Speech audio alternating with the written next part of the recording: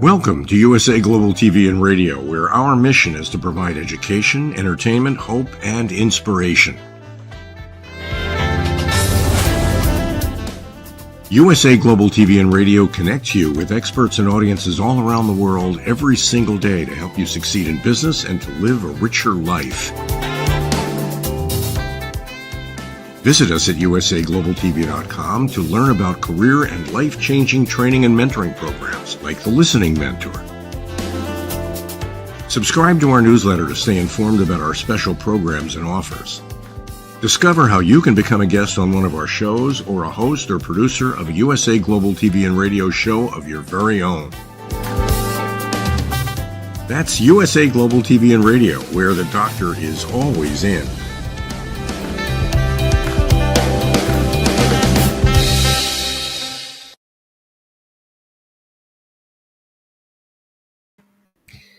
Good evening, good morning, and good afternoon, depending on where you're listening to, and welcome back to another exciting episode of the Resume Whisperer.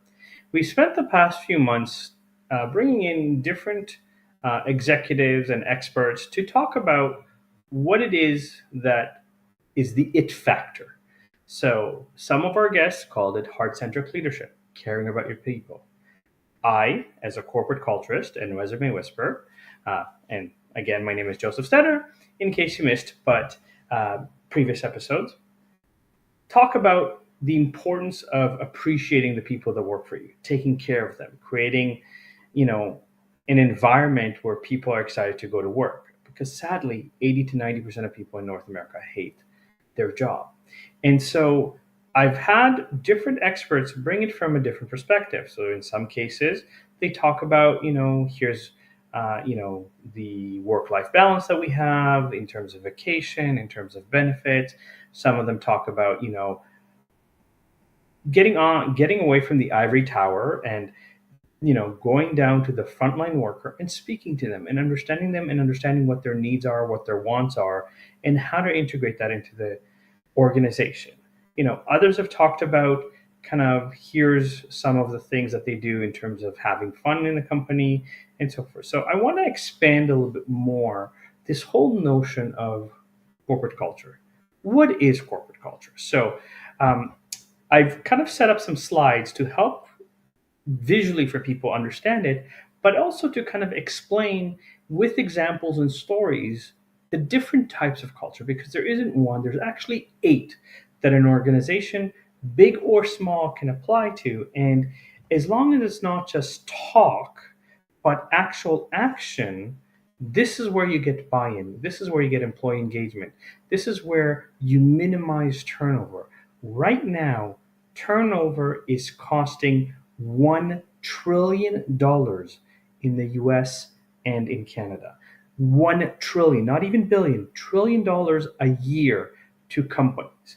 And if companies don't understand the importance of creating a culture that engages their people, that inspires their people, that excites their people, they're going to continue to lose and lose a lot. So, if we can, let me just see the slides there. So, what is culture? Culture, in essence, is time with leadership. It's an investment in the employee, in their development, in their growth, in understanding who they are, what drives them. It's about being part of the local community. It's not enough to just say we've donated money to feed the homeless, we got our tax receipt, we did a little bit of PR, let's smile. Employees today, especially millennials and Gen Zs, want to feel like they personally contributed to somebody, right? What are the personal values? What are the company values, right? And how do they coexist to drive a company forward? Because, and I'm going to quote Guy Kiyosaki, who was the evangelist for Apple when it first hit the market. He used to say, executives go to retreats and they spend a whole weekend trying to come up with a brilliant mission statement and a brilliant vision statement that has all the right fancy words. And then he jokingly said, if you go to Burger King and ask the manager, not even the employees, but the manager at a local Burger King, what is the mission and vision of Burger King? Unless there's a plaque right in front of their eyes that says what the mission and the vision are, chances are they won't know at all. And the problem is that, again, in most cases, the mission, the vision, the idea of culture is buzzwords that are coming from leadership but are not translated, are not transferred, are not practiced. Someone once said that culture eats strategy for breakfast. And I happen to agree with this statement because I think we don't understand how important. So, people want to feel like they're accepted. They want to know that what they're doing is congruent and current or relevant to that there's integrity, that there's clear communication.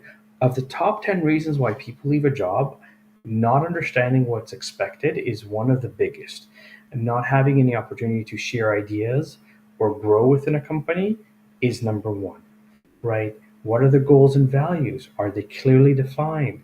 The intended effects of certain behaviors, are there different tribes or cultures or even within departments, strategic business units that behave differently and create different types of environment, right? We need to be very aware of this. So a survey from Culture Amp found that employees that didn't receive timely information in the workplace were 57% less likely to believe their leaders are making effective decisions.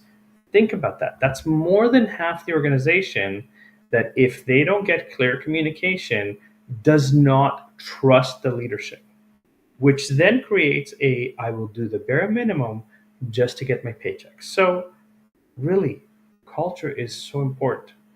We as human beings, we need to connect. When we connect with people, we are 7 times more engaged in jobs. So even though people today can work remotely or hybrid or anything like that, I think that 56% of people that work from home said they miss the water cooler conversation. They miss that opportunity to feel like they're working with other people. And so, very simple strategies like do lunches, even if it's via Zoom, where people are eating together. But instead of talking about work, you're talking about movies and television and music and everyday life, right? 40% of the people that, since the coronavirus outbreak began, uh, felt that the company has never asked how they're doing, and that 38% said that their mental health suffered. So even though they were working at home, which a lot of people prefer, that lack of human connection, that lack of I care about you, made a massive impact. Think about what I'm saying as it affects you. Sadly, the statistics say that 80 to 90% of people in North America hate their job. Now, the word hate is very, very powerful. Hate, not dislike, hate. Why do they hate their job? Because of things like this, because there is no culture. In 2019, Glassdoor did a survey where 75% of employees paid close attention to company culture before applying for a job, or potential employees. And 56% went further to say culture was more important than the salary. This is especially true with the millennials, the Gen Zs, even sometimes the Gen Y. They will look you up and see what the reputation is. They will reach to people that work in the company. And if the people there are miserable, they won't want to work with you.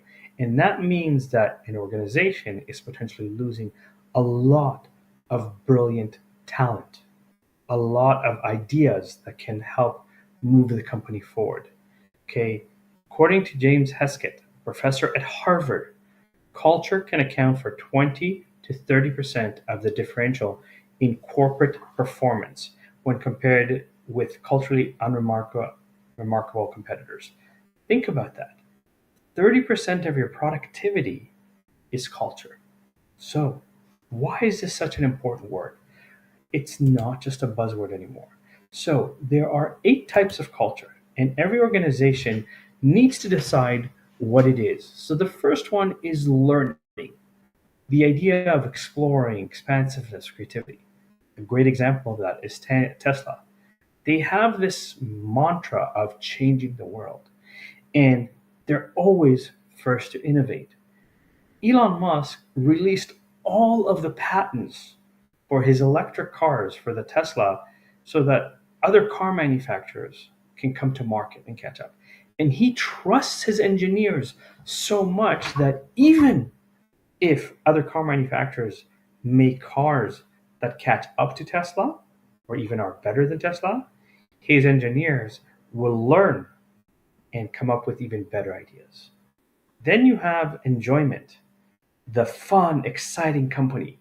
A great example of that is Zappos. If you remember them, I know they were recently bought out, but Zappos, all their commercials were all about silly and having fun and making things more enjoyable.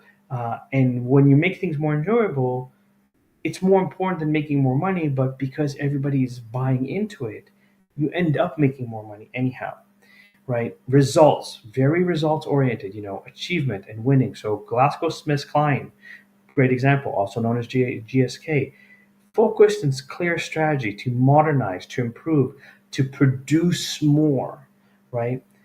Authority. You want to be the strength, the decisiveness, the boldness. So Huawei Technologies, they're the number 3 cell phone manufacturer in the world behind Samsung and Apple. Now, here's the interesting thing about that, right? Samsung owns about 43% of the cell phone market. Apple has 24% of the cell phone market. And Huawei has about 21% of the cell phone market. Now, Huawei is very popular in Asia, not as popular in North America, but they still have 21%. So the authority is kind of the lone wolf, the spirit of the company. It's battle with the lions. And again, Samsung and Apple are massive, and they have huge amounts of revenue, and Huawei is keeping head to head with them, right? And those of you who love nature know that wolves have a terrifying ability, because they have a strong desire to win and they don't fear losing. So these are 4 types. They're very different. Now, it's okay to have 2 at a time that define your culture, but make sure you're not just speaking about what the culture is, you're actually engaging it. You're actually having people buy into it, right? So I've talked several times that I built a call center from scratch that was supposed to generate $300,000 for the year, with restrictions that my team called leads that are more than 4 months old and more than 50 miles from the nearest campus. Now, because I am a personality that loves to have fun, I made sure that my team, each one of them had nicknames. We had fun nicknames like Officer and Giggles and Hot Mama. She was a 60-year-old mom. Like, she was kind of mom to everybody, but we had fun with it. Every Friday, I bought you know, donuts or cookies or something. And my team got so excited about having food that they started bringing in food every Friday, and they took turns for it, right? I bought a foosball table and I put them in the lunchroom. I said, if you just had a really harsh call where somebody was screaming at you and yelling at you, get off the phone, go smack the foosball table, just get that anger, go for a walk, clear your head for 10 minutes, come back. And I created such a culture where people were excited to work not only together because the team was rewarded, but also individuals were rewarded. And because of that, no matter what, we always beat our numbers and did $2.25 million in less than 6 months. So it wasn't just preaching it, it was actually being it, doing it, acting it kind of thing, right? Again, curiosity, learning, and so one of the things that I did every Monday morning, first of all, we celebrated the successes for every single team member. Then I asked my team, what objections did they struggle with? And rather than me as the director coming in and going, you should do this and you should do this, I empowered my team and I said, okay, how did you deal with that objection this week? And I got the team to share their stories, their experiences. And then I, as a director, just kind of put everything together and summarized it. But I made sure that the team was engaged in the conversation. You have no idea how important it is and how empowering it is for people to know that their opinion matters, that they're respected. Now, again, these are only 4 cultures, there's 4 more. So let's continue here. We have safety, planning, caution, and preparedness. So, a good example of that, Lloyd's of London, to protect yourself and understand threats. So, again, banking, insurance, nobody gets insurance because they're looking forward to that day when they have an accident. No one gets house insurance because they're looking forward to that day when their house gets broken into, or God forbid there's a fire or anything like that. You buy insurance because it gives you peace of mind that if God forbid something happens, you can take care of the bills, you can take care of it, right? Order, respect, structure, shared norms. So the Security and Exchange Commission, rule making is key in function. So if you look at organizations that monitor financial industry, that monitor certain designations, that monitor behaviors, right? Order is very important. Then you have relationship and mutual trust.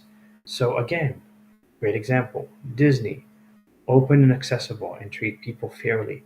So accessible means those that have a physical handicap or limitation can still enjoy the park and still do the majority of the activities, right?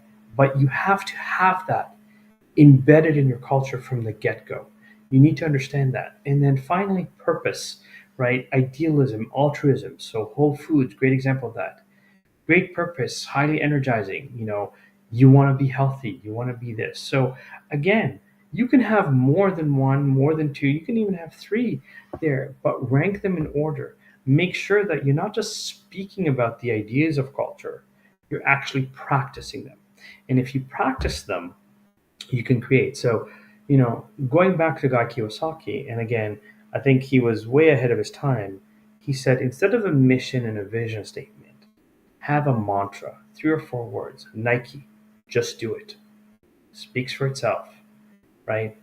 So when people buy into this mantra and they see behaviors that matches it, they see the leadership doing and leading by example, they'll follow along. Okay. And, I've been in situations where, companies are so focused on making money that they forget the human factor. One of the worst experiences I had, I was the director of operations for a private college. My father started chemo for his cancer. And because the chemo was very, very strong, he went to like zero immune system and he got pneumonia and he was rushed into the hospital. And understand that at this private college, I was working on average 70 hours a week. I was working 6 days a week, coming in at 8 a.m., leaving at 10 p.m., more or less. I walked into the owner's office and said, my father was rushed to the hospital. I need to go right now. The owner looked at me and said, no, I think you're lying. And I stopped and I looked at her. I'm like, listen, I have one father. I can find another effing job. And I walked out. She thought that it was an excuse for me to leave work early. I was like, I work here 6 days a week, 10 to 14 hours a day. Do you honestly think that my father is about to die is my excuse to leave work early? The next day I came into the the school, the college, with my box ready to pack my thing. The owner came into my office, was like, how's your dad? I'm like, he's in ICU, he's stable, but I'm gonna go back to the hospital tonight. And she looked at me, she was like, you weren't lying. And I looked at her, I'm like, are you for real? Like, do you understand how much I work here, how much I do for this college? And you think that my best excuse for taking some time off is I need to go to the hospital, right? I quit very shortly thereafter, and then I reported her for a few things that weren't done on the up and up as part of processing some of the students and so forth. But this is where, again, nothing wrong with I want to make more money, I want to grow. I'm an entrepreneur, I understand that. But not when it costs you human dignity or human decency, right? There's a level and a time and a place for everything. Okay. Again, as someone who switched careers 9 times and jobs 18 times, part of the reason I switched careers is because I either got bored, I realized the culture or the environment that I was working at was making me physically, mentally, emotionally ill. It drained me. I worked for an experiential marketing firm that the turnover was 400 to 500% weekly, weekly. And every day, the sales managers, the operations VP yelled at me because I was the manager director of the team that we weren't producing enough people. And when I showed the VP of operations that the sales managers were sending emails to staff at 1:45 a.m. saying, I've switched your work location. If you're not at work at 9 a.m., you're fired. And emails of how much verbal abuse some of these individuals were experiencing, the VP of operation looked at me and goes, sales managers are gods. Do as they say. I'm like, there's only so much I can bleed from a rock. So unless you're willing to, pay for me to travel and be on the ground and speak to people, there's only so much I can do from databases.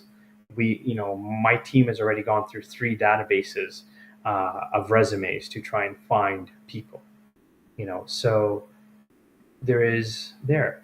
But I've also worked in environments like companies like Invesco, which had pool tables in the lunchroom and had TVs with multiple PVRs, so that's people that were working later shifts could record some of their shows. They had a gym inside the building, and they gave everybody like 10-15 minute leeway at lunchtime to go work out, to be healthier. They bought ice cream and smiley face balloons and funny stress balls for people on their desk. And again, they're such little things, but they make such a big difference and such a big impact on, wow, this is a great company. This is fun. Yes, they had like sports team, but they went out of their way to do social things that got people engaged and got people excited. So no matter how long or how hard they worked, there was always a level of I appreciate. They had a beautiful library inside again, in the lunchroom area where people can go quietly and read and just reset. And people need that. And it's amazing how these little things, add up so much. I often speak to executives and say, you know what? Invest $1,000 in a really good coffee machine. Even though people love their Starbucks, the idea that the coffee is free will increase your productivity. You know, send Some of your, like if you have an administrative assistant or executive assistant or personal assistant, send them to the spa, pamper them, pay them their salary while they're there at the spa. Watch how much more productive they are. Watch how much more engaged they are. And again, you don't need Google or Facebook or Microsoft budget to create a great culture. You just need to show that you care. You need to take action that transfers to this is how we are. So even if you go back here to, you know, the results oriented GlaxoSmithKline, everybody that comes in knows that there is a standard of results. There's a standard of expectation. And because it's communicated clearly and it's communicated throughout the organization, people are happy to work there because they know what they're getting themselves into, right? So, again, 8 different cultures, one is not better than the other. It depends on you as a leader or the leadership team as a whole to decide which of these they want to do and to what level they're willing to implement it. And if they were not sure how to implement it, please reach out to me because I can help you with that as a corporate culturist.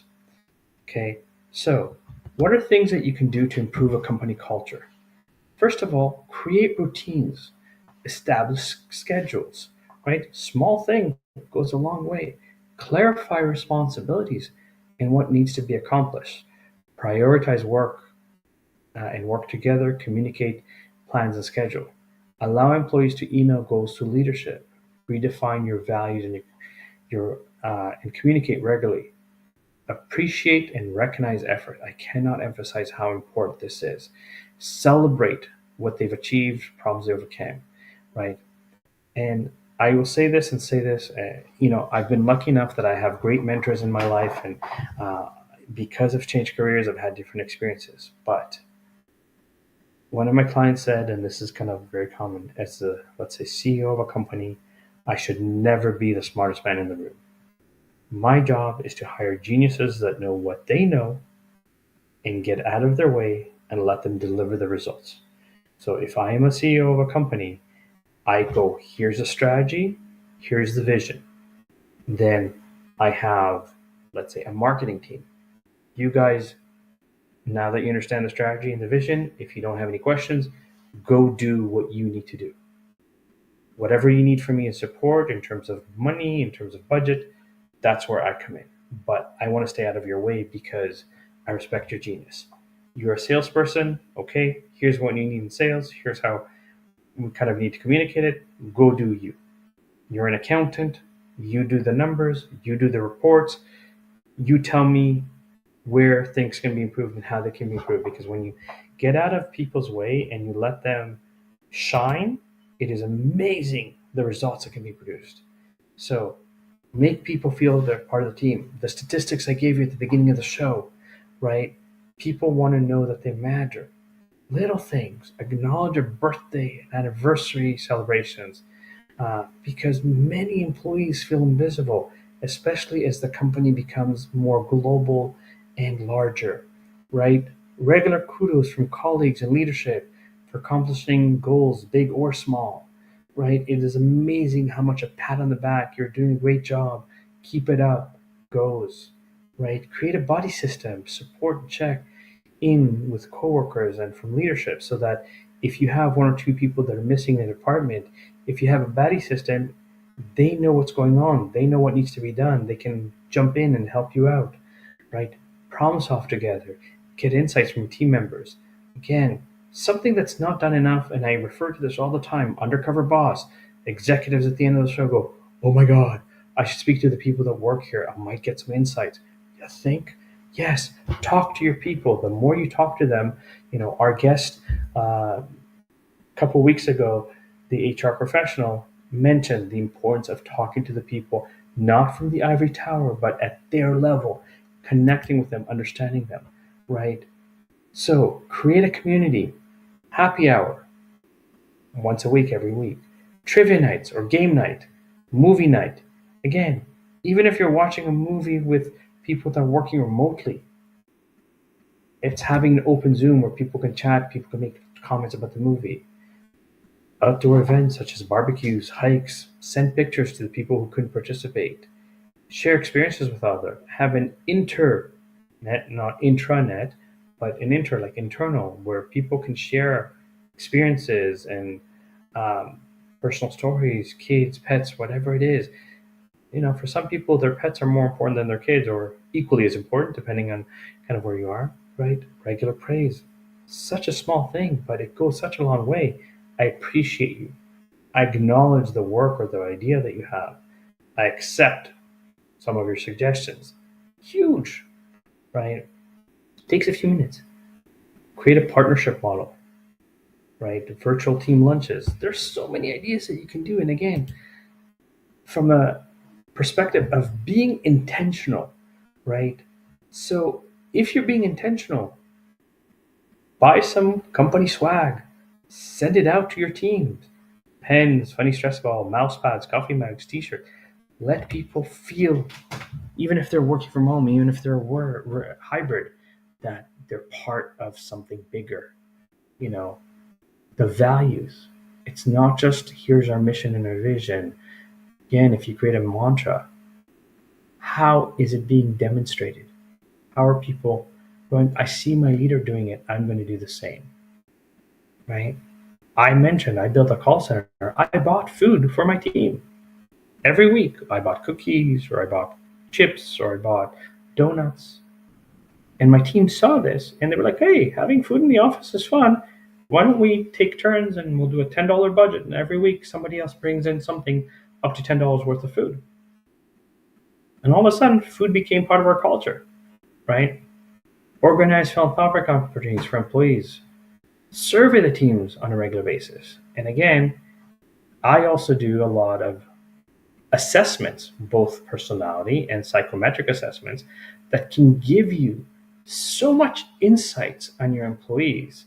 And you can then create customized engagement plans for your employees where you're not spending a lot of money, but you're listening, you're present, and you show that you care. Because again, not everybody's driven by money. Some people like, you know, the title. Some people want that kind of relationship of, I appreciate you, I acknowledge you, I accept you, I love that you're an employee here. Simple, but super powerful and effective, right? Again, if you have a hybrid culture, remote, use tools like Slack, Asana, Harvest, Trello, or Canva. There's so many options, but don't just send an email. Make sure that you can see people's faces. Make sure that you can have conversation. Make sure that there's check-ins.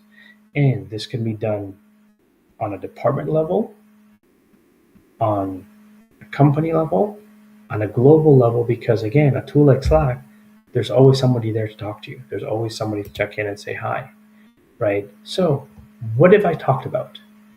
Redefine what your core values are. There's 8 types of culture. Define which 1, 2, or 3 your organization is all about. And how does that show up in day to day? Communicate to staff through a manifesto, a leadership speech, a mantra, right? Understand that the choices you make about your culture and its effect. If you're going to yell and scream at everybody around you, people are afraid not to have a job, so they'll stay there, but they'll be miserable. And if they're miserable, they're going to do the bare minimum, not to get fired, but to keep their job. They're not going to be as productive. They're not going to be as creative to come up with ideas and suggestions. I remember I was speaking to a university professor um, when I did my teacher's college, and he was a business professor, and we were having such a great chat. He looked at me and goes, do you want to come and lecture for my MBA class? And I'd be honored. I'm like, okay, great. When's the class? He's like, in 20 minutes. I'm like, okay, let me go grab my laptop and I'll meet you where, what room, what there. And he told me as a background that the class had been working on a case study where a company was losing a lot of money, and pretty much the majority of the people suggested outsourcing. I was like, okay, that's all I need. And I walked in and I said, I understand you just finished this case study. Show of hands, how many people here said outsource? And majority of 300 students or whatever put up their hand. And then I looked at them and said, okay, then why are you wasting your money on an MBA? And the room went silent. You could hear a pin drop. I said, how many of you, because I said to them, if you think that outsourcing is the only solution, then you're not going to have a job. You're going to be out of a job because your job is elsewhere. It's cheaper. How many of you would be willing to take a 10% pay cut, but keep your job, but ride the rough times? Hands went up. I said, how many of you, between your education, your experience, your knowledge, could probably come up with an idea that makes money? Hands went up. Like, that's exactly the point. When you give people the opportunity to feel safe to share ideas, it is amazing what people come up with, because everybody has a different way of approaching things. At the end of the day, if it produces results, that's all that matters, right? So identify subcultures, different strategic business units, right? So take a look. Is there a lot of turnover in one department over another? Is it the person that's leading the department? Is it the communication style? Is it the values of the department? Have you reviewed as to if that's causing or hurting your company, your reputation, or so forth, right? Orienting leadership and employees on culture on a regular basis, implementing social committees, implementing strategies that show that you care, right? Create KPIs that measure the leadership style, the organizational culture, the results that are being produced. Communication is the key. Okay, now this is kind of a little bit, so I'm going to stop with the slides here, but I want you to understand something. There is a high level of integration where, whether it's learning management right now, which is exploding like crazy, especially after the pandemic, whether it's the $1 trillion in employee turnover, okay, it's not give everybody a big raise. Let me be clear about that. On the top 10 reasons why somebody leaves a job, salary is number 7. Lack of culture, or where people feel appreciated, accepted, acknowledged. Lack of clear communication, lack of opportunity to share ideas and to grow are the top 3. And this is why culture is more important than ever. It is not just a buzzword. It is not we have a culture. Because if you state that you have a culture, you better damn well practice it. Because if you don't, it's going to hurt you, because your employees are going to be disengaged. They're going to start posting complaints. And even if they lose their job, those complaints can be found online, and it's going to hurt your reputation, right? Times have changed drastically. And companies that understand the importance of taking care of their people, getting them engaged, keeping them interested, will end up being ahead of everybody else. Okay. My name is JosefStetter, and I'm the Resume Whisperer, and I'm a corporate culturist.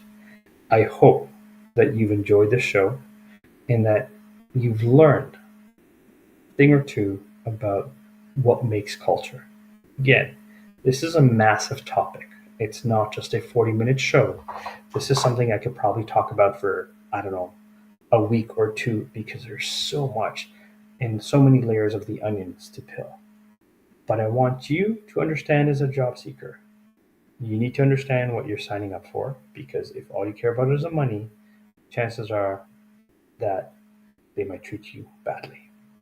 And culture will increase productivity on the whole. For leaders, business owners that are ready to hire and bring the team, please message me and talk to me so that I can be of service to you and I can help you make great strategic decisions in growing your business. Thank you for listening. I hope you have a great night, a great morning, or a great afternoon from wherever you're listening to. That's the show. Have a beautiful and productive day, evening, or afternoon. Thank you.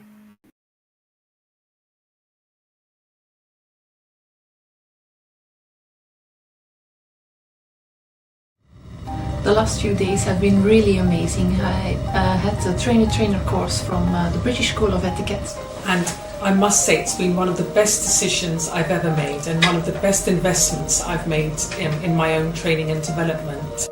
Now, words alone will not describe the transformation and the positive path that I have traveled with the British School of Etiquette. I found I learned a lot from the lessons this time I came. The last few days with the British School of Etiquette have been fantastic. And what I've learned now is really beyond my expectations. This is the most rewarding experience and the best investment I have made this year. It was just great. I learned so much, and when I go back to Belgium I will incorporate a lot of it into my day-to-day life and business. It's been absolutely wonderful for the whole week that we were here. I feel transformed, and I feel like blowing a trumpet and tell people, come and do this school. This class is the best. This is the best school ever. You should take it. It will change your life immediately. I am now able to teach other people how to bring the best of them. Thank you. Thank you, BSc. Thank you. Thank you so much. Thank you.